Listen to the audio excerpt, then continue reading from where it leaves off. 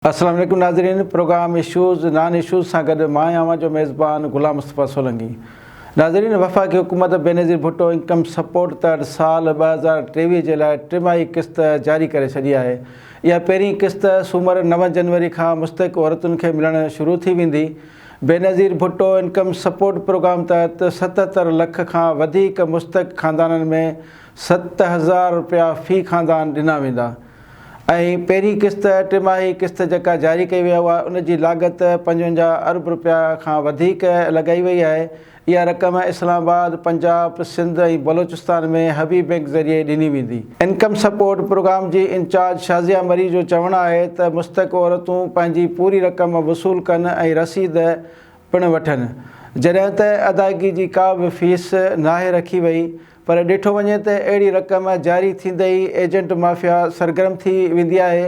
ऐं बैंकुनि ॾांहुं मुस्तक़ीन जी जेका रश लॻल हूंदी आहे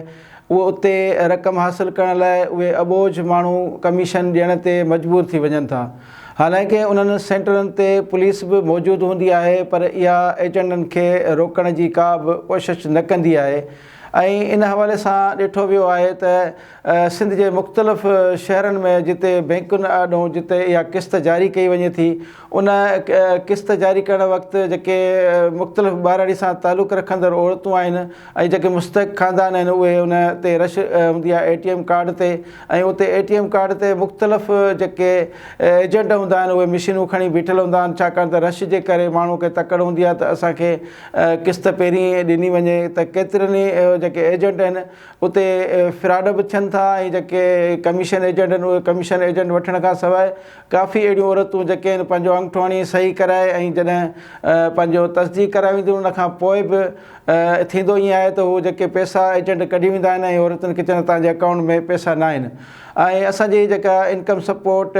प्रोग्राम जी इंचार्ज आहे शाज़िया मरी, इहो त ऐलान करे छॾे थी त इन जी का फीस न आहे ऐं इहे जेके एजेंट माफ़िया किथे न आहे, बैंकुनि ज़रिए इहा क़िस्त जारी कई वञे थी। पर छाकाणि त उते जेके माहौल पैदा थिए थो उते ज़रूरी आहे त माण्हुनि खे उहे कमीशन ॾियणी पए थी। त उन करे हुकूमत खे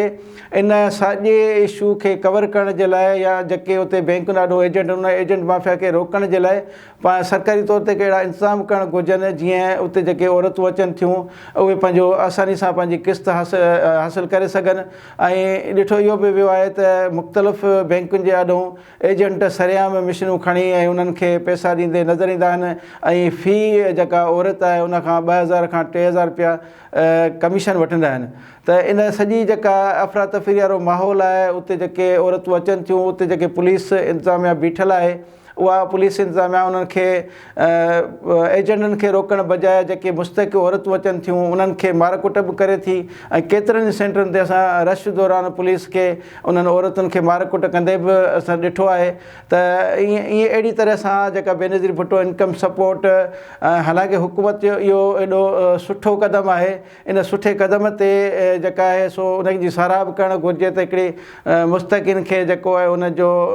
राशन पाणी मिलण जे लाइ या उनखे जेका क़िस्त मिले थी त हू पंहिंजो गुज़ारो सुठे नमूने सां करे सघनि था। हुकूमत जो हिकिड़ो सुठो क़दम आहे। पर साॻी जाइ ते उन्हनि ग़रीब ऐं मुस्तहिक़ माण्हुनि खे